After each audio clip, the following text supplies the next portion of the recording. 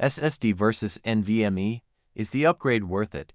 If your computer still uses an old hard drive or even an older SATA SSD, you may have wondered whether upgrading to an NVMe SSD is actually worth the money.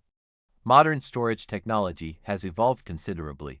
NVMe drives can offer dramatically higher sequential speeds than traditional SATA SSDs, but that doesn't necessarily mean every user will notice a huge difference in everyday tasks. So, what's the difference between SATA SSD and NVMe SSD, and should you upgrade? Let's break it down. An SSD, or solid-state drive, is a storage device that uses flash memory instead of spinning mechanical platters. Compared with traditional HD disks, SSDs offer faster boot times, application loading, better responsiveness, and silent operation. However, not all SSDs are the same. The term SSD describes the general storage technology, while NVMe describes a high-speed communication protocol.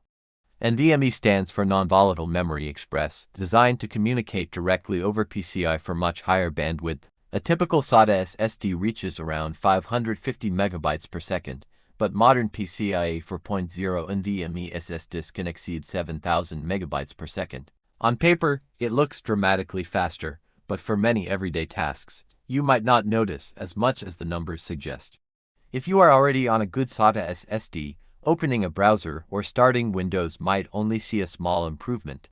However, for video editing with 4K or 8K footage, and moving large amounts of data, NVMe is a game changer. One factor to watch is temperature, as high-performance NVMe drives can run hot and may require heat sinks. Ultimately, if you are moving from an HDD to NVMe, the difference is enormous. From a SATA SSD, it is useful but workload dependent. For a new PC, NVMe is the obvious modern choice. Faster doesn't always mean noticeably faster in everyday use, so consider your workload before spending the money.